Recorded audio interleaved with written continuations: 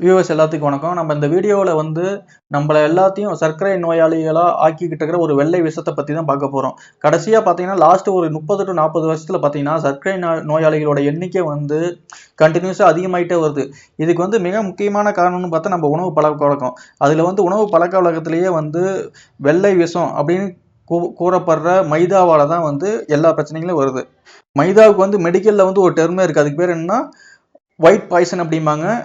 அது வெள்ளை விஷம். அது நாம சாப்பிட்றது வந்து விஷம் தான்.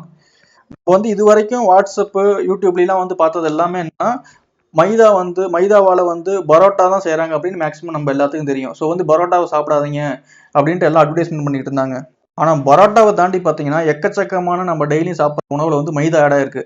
எக்ஸாம்பிளுக்கு வந்து பார்த்தீங்கன்னா நம்ம சாப்பிட்றோம் பார்த்தீங்களா பன்னு பிரெட்டு, அதுல இருந்து இன்னும் எக்கச்சக்கமான உணவுகளில் மைதா ஆட் பண்றாங்க. அது என்னென்ன உணவுகள் அப்படின்ட்டு நம்ம பார்க்க போறோம். அதுக்கு முன்னாடி ஃபர்ஸ்ட் நம்ம என்ன பண்ண போறோம்னா மைதா எப்படி தயாரிக்கிறாங்கன்னு ஃபர்ஸ்ட் பார்க்க போறோம். ரெண்டாவது பாட்டில் வந்து மைதாவில இருந்து வர கெமிக்கல்ஸ் வந்து நம்மளை எப்படி சர்க்கரை நோயாளி ஆக்கிட்டு இருக்கு அப்படின்னு பார்க்க போறோம். மூணாவது விஷயம் வந்து என்னென்ன உணவுகளில் வந்து மைதா வந்து ஆட் பண்றாங்க. கடையில் வாங்குற உணவாக இருந்தாலும் சரி, எந்த உணவாக இருந்தாலும் சரி, எந்தெந்த உணவுல மைதா இருக்கு. ஏன்னா வந்து நிறைய பேர்த்துக்கு வந்து பார்த்தீங்கன்னா எனக்கே வந்து நிறைய ஃபுட்ல வந்து மைதா வந்து ஆட் பண்றாங்க அப்படின்னு தெரியாமையே பார்த்தா நிறைய ஃபுட் இது வரைக்கும் நாமளே சாப்பிட்றோம். இன்னைக்கு வந்து நம்ம தொலைவி பார்க்குற முடியும் தான் தெரியுது. நம்ம சாப்பிட்ற நிறைய உணவுல வந்து மைதா இருக்கு. அதையும் நம்ம பார்க்குறோம். ஃபர்ஸ்ட் வந்து மைதா எப்படி தயாரிக்கிறாங்க அப்படின்னா, கோதுமையை சுத்தப்படுத்துறப்ப வர அந்த தூள் இருக்கு பார்த்தீங்களா, ஒண்ணுக்காம குப்பை, அதான் மைதா. அது வந்து கலர் வந்து பார்த்தீங்கன்னா ஃபர்ஸ்ட் ப்ரௌன் கலர்ல தான் இருக்கும்.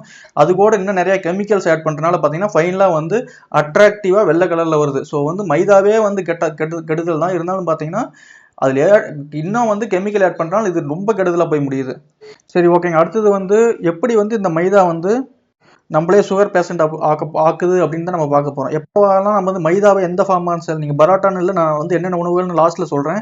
அதுல வந்து எந்த விதத்தில் நீங்க எடுத்துக்கிட்டாலும் சரி, அது வயிற்றுக்குள்ள போனோன்னா இம்மிடியட்டா என்னென்ன ஆகும்னா வேகமா உறிஞ்ச போகும். சுகரை வந்து மிக வேகமா வந்து நம்மளோட பிளட்ல வந்து கலந்து விடும். சுகர்னா என்ன, குளுக்கோஸ் தான் வந்து பார்த்தீங்கன்னா மிக வேகமாக கலந்துடும். அது பேர் பார்த்தீங்கன்னா ஹை கிளைசெமிக் இண்டெக்ஸ் ஃபுட் அப்படிம்பாங்க. மிக வேகமாக வந்து குளுக்கோஸை வந்து நம்ம உடலில் இருக்கிற பிளட் சர்க்குலேஷனில் கலந்து விடுறதுனால என்ன ஆகும்னா, நம்ம பேன்கிரியாஸ் வந்து இன்சுலினை சுரக்குதுன்னு வைங்க. அது வந்து மிக வேகமாக வந்து இன்சுலினை சுரந்து விடணும். ஏன்னா பிளட்ல வந்து சுகர் வந்து மைதாவை சாப்பிட்றதுனால வேகமாக அதிகமாகிறதுனால பேன்கிரியாஸ் வேகமாக ஒர்க் பண்ணும். இது வந்து ஒரு டைம் 2 டைம் நடந்தால் பரவாயில்ல. அடிக்கடி நம்ம சாப்பிட்றதுனால லாஸ்ட்ல வந்து ஓவர் ஒர்க் லோட் ஆகிறதுனால பேன்கிரியாஸ் வந்து கெட்டு போய் லாஸ்ட்ல வந்து இன்சுலினை சுரக்காமல் போகிறதுக்கான வாய்ப்புகள் வந்து மிக மிக அதிகம். அதனால தான் வந்து சமீப காலமாக பார்த்தா இந்தியாவில் வந்து சுகர் பேஷண்ட் வந்து மிகப்பெரிய அளவில் அதிகரிச்சுக்கிட்டு வராங்க. அதுவும் இல்லாமல் ஒரே டைமில் அளவுக்கு அதிகமான குளுக்கோஸ் ஆட் பண்ணுறதுனால அந்த குளுக்கோஸ் போய் புரோட்டீன் கூட சேர்ந்து கிளைகேஷன் அப்படிங்கிற ஒரு பொருளை உற்பத்தி பண்ண அந்த பொருள்னால பார்த்தீங்கன்னா உடம்புல இருக்கிற பாடியில் வந்து இன்ஃப்ளமேஷன், அதாவது வீக்கங்கள் வந்து நிறையா வரும். அதுவும் இல்லாமல் பார்த்தீங்கன்னா ஆர்த்திட்ரிஸ் அப்படிம்பாங்க. அது மூட்டு வலி வரதுக்கு வந்து இது மிக முக்கியமான ரீசன். நம்ம வந்து மைதாவினால சுகர் மட்டும்தான் அதிகமாக நினச்சிக்கிட்டு இருக்கோம். பட் ஆனால் ஆர்த்திட்டிஸ், மூட்டு வலி, ஹார்ட் டிசீஸ் வரதுக்காக வலியை வந்து அதிகமாக ஏற்படுத்தி தருது. இதோட நிற்கிறது இல்லை. அடுத்தது வந்து பார்த்தீங்கன்னா பேட் கொலஸ்ட்ராலோட லெவலை வந்து ஆட்டோமேட்டிக்காக இது வந்து இன்க்ரீஸ் பண்ணும். அதுவும் இல்லாமல் பார்த்தீங்கன்னா இந்த பிரச்சனையினால வெயிட் கெயின், அதாவது பரோட்டா மட்டும் டெய்லியும் ஒரு நாள் ஒரு 3 பரோட்டா கன்யூஸாக சாப்பிட்டுட்டு இருந்தீங்கன்னு வைங்க, 3 months போது உடம்பு வந்து ரொம்ப ஊதி போயிடும், வந்து மிக பருமனாயிரும். ஸோ வந்து பரோட்டாவோ சரி, எந்த மைதாவில் செஞ்ச எந்த உணவாக இருந்தாலும் சரி, நம்ம வந்து கண்டினியூஸாக சாப்பிடக்கூடாது. எப்பயாச்சும் மந்த்லி ஒன்ஸ் சாப்பிட்றதே வந்து நம்ம அவாய்ட் பண்ணணும். உங்களுக்கே தெரியும், வெயிட் வந்து அதிகமாக இருந்துச்சுன்னா, ஒபிசிட்டி ஆச்சுன்னா ஒரு பிரச்சனை இல்லை, நிறைய பிரச்சனை. ஹார்ட் அட்டாக் வரதுக்கான வாய்ப்புகள் இருக்கு. பிளட் ப்ரெஷர் அதிகமாகிறதுக்கான வாய்ப்புகள் அதிகமாக இருக்கு. அதே மாதிரி இந்த மைதா பார்த்தீங்கன்னா எப்போதுமே வந்து உங்களை வந்து பசியை தூண்டிக்கிட்டே இருக்கும். சுகர் சம்பந்தப்பட்ட உணவுகளை வந்து சாப்பிட்றதுக்கு வந்து தூண்டி விட்டுட்டு இருக்கும், உங்க ஹார்மோனல் லெவலில் வந்து சேஞ்ச் பண்ணி. அடுத்து பார்த்தீங்கன்னா இந்த மைதா வந்து அசிடிட்டிக்காக மாறிடும். அது வந்து ப்ராசஸ் பண்ணி கெமிக்கல் ஆட் பண்ணி பார்த்தீங்கன்னா அசிடிக் நேச்சராக மாறிடும். அதனால என்ன பிரச்சனை வரும் அப்படின்னா, போன் இருக்குது பார்த்தீங்களா, எலும்புல இருக்கிற கால்சியத்தை எல்லாத்தையும் உறிஞ்சி ரத்தத்தில் கொண்டாந்துரும். அதனால தான் பார்த்தீங்கன்னா மெயினாக மைதா சாப்பிட்றவங்களுக்கு வந்து ஆர்த்திட்டிஸ், அதாவது மூட்டு வலி வரதுக்கான வாய்ப்புகள் வந்து ரொம்ப அதிகம். அதெல்லாம் பார்த்தீங்கன்னா மைதா வந்து சாப்பிட்றதுக்கு வந்து எவ்வளோதான் மிகப்பெரிய கெட்ட உணவாக இருந்தாலும் இது வந்து எப்படி அட்ராக்ட் ஆச்சுன்னா சாப்பிட்றதுக்கு வந்து அவ்வளோ டேஸ்ட்டாக இருக்குது. இது என்ன காரணம் அப்படின்னா, அந்த வளவளப்பு தன்மை இருக்குது பார்த்தீங்களா, அதான் வந்து மிகப்பெரிய காரணம். அது வந்து சாப்பிட்றதுக்கு வந்து எவ்வளோதான் கெட்டது அப்படின்னு சொன்னாலும் பரோட்டாவை பார்த்தா சாப்பிட்லாம் அப்படின்னு தோணும். இல்லை மற்ற மைதாவில் செஞ்ச உணவுகள் என்னன்னு சொல்கிறேன், அதுவும் பார்த்தீங்கன்னா சாப்பிடலாம் தோணும். அதுக்கு என்ன காரணம் அப்படின்னா, வளவளப்பாக இருக்கிற தன்மை இருக்குது பார்த்தீங்களா மைதாவுக்கு, அந்த காரணம் தான். அதுக்கு அந்த வளவளப்பான ப்ராப்பர்ட்டியே தரக்கூடிய பொருள் வந்து நம்ம வயிற்றுல போகிறப்ப பார்த்தீங்கன்னா வயிற்றுல வந்து இருக்கிற குடலோட ஓரத்தில் வந்து நல்லா ஒட்டிக்கும். ஒட்டிட்டு பார்த்தீங்கன்னா மற்ற நியூட்ரிஷனும் வந்து பாடிக்குள்ளே போகாத அளவுக்கு தடை பண்ணிடும். இப்போ நம்மளோட டைஜஷன் அதாவது செரிமானங்கிறது வந்து மிகப்பெரிய அளவில் பாதிக்கப்படும். ஒட்டுமொத்த குடலையே வந்து இந்த மைதாவால் நாசம் பண்ணுறதுக்கான வாய்ப்புகள் ரொம்ப ரொம்ப அதிகம்.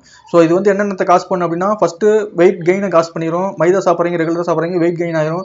ரெண்டாவது வந்து ஒரு டைஜஷன் நடக்கலைன்னா பார்த்தீங்கன்னா ஆட்டோமேட்டிக்காக ஒரு மன உளைச்சல் வந்து அடுத்தது வந்து அந்த மன உளைச்சல் பார்த்தீங்கன்னா தலைவலியில் போய் முடியும். பெரும்பாலும் பார்த்தீங்கன்னா மைக்ரேன் வரதுக்கு அது கூட இந்த மைதா தான் காரணம். சரி, ஓகேங்க. நம்ம வந்து இது வரைக்கும் பார்த்தது முக்கியம் இல்லை. நம்ம வந்து எந்தெந்த உணவுகளை சாப்பிடக்கூடாது, மைதாவால் செஞ்சப்பட்ட உணவுகள் அப்படின்னு தெரிஞ்சாதான் சாப்பிடாம அவாய்ட் பண்ண முடியும். அது எந்தெந்த உணவுகள் அப்படின்னா, ஃபர்ஸ்ட் இருக்கிறது பரோட்டா. அது மட்டும்தான் வந்து நமக்கு வந்து பெரும்பாலான அளவு, இன்க்ளூடிங் நானும் தான், பெரும்பாலான பேருக்கு தெரிஞ்சது பரோட்டா. அடுத்தது வந்து பார்த்தீங்கன்னா அது மட்டும் இல்லை, எக்கச்சக்கமான உணவுகள் இருக்குது. அதை நான் வரிசையாக சொல்கிறேன். அடுத்தது கடையில் விற்கிற நான் விற்பாங்க. அதுவும் பார்த்தீங்கன்னா அதுவும் மெயினாக மைதாவால் செய்கிறது. அடுத்தது வந்து ஒப்புட்டு இல்லைன்னா சென்னை இது மாதிரி ஏரியாவில் வந்து போலி அப்படிம்பாங்க. இது பார்த்தீங்கன்னா இதுவும் வந்து மெயினாக வந்து அதில் இருக்கிற அவுட்டர் லேயர் வந்து மைதாவால் செஞ்சது. அடுத்தது வந்து பார்த்தீங்கன்னா பேக்கரியில் விற்கிற மெஜாரிட்டி ஆஃப் த ஐட்டம் பார்த்தீங்கன்னா மைதாவால் செஞ்சது. கேக்காக இருந்தாலும் சரி. அடுத்தது வந்து பார்த்தீங்கன்னா சமோசாவும் பார்த்தீங்கன்னா மெயினாக மைதாவால் செஞ்சது. வளவளப்பாக இருக்கிறது நமக்கு வந்து டேஸ்ட்டுக்கு நல்லா இருக்கும். ஸோ வந்து பேக்கரியில் செய்கிற எல்லா மெஜாரிட்டியான விஷயங்கள் வந்து மைதாவால் செய்யப்படுறது தான்.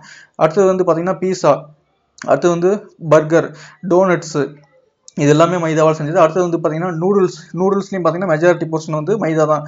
அடுத்து வந்து மமோஸ் அப்படிம்பாங்க. கொல்கத்தாவிலிருந்து மோஸ்ட்லி வந்து நிறைய இடத்துல கிடையாது, சில இடத்துல இருக்குது.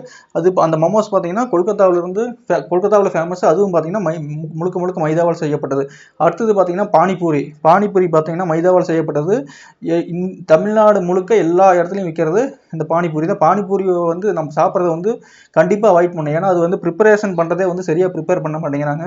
உங்களுக்கு வந்து பெரும்பாலும் காய்ச்சல் இது மாதிரி பிரச்சனைகள் வரதுக்கான வாய்ப்புகள் அதிகம். அடுத்தது வந்து பார்த்தீங்கன்னா பாஸ்தாவும் பார்த்தீங்கன்னா பெரும்பாலான 80% வந்து பார்த்தீங்கன்னா மைதாவால் ஆனது. ஸோ வந்து இந்த உணவுகள் எல்லாத்தையும் நம்ம வந்து கண்டிப்பாக அவாய்ட் பண்ணணும். நம்ம சுகர் பேஷண்ட்டாக மாறாமல் இருக்கிறதுக்கும் இது வந்து பார்த்தீங்கன்னா எக்கச்சக்கமான பிரச்சனைகளுக்கு இந்த ஒரு உணவு தான் காரணம். இது வந்து நம்ம மைதான்னு தெரியாமே இந்த உணவுகள் எல்லாம் சாப்பிட்டுட்டு இருக்கோம். உங்களுக்கும் இதை தவிர ஏதாச்சும் உணவுகள் தெரிஞ்சால் நம்ம கமெண்ட்ஸில் போடுங்க. வீடியோவை பார்த்ததுக்கு மிக்க நன்றி.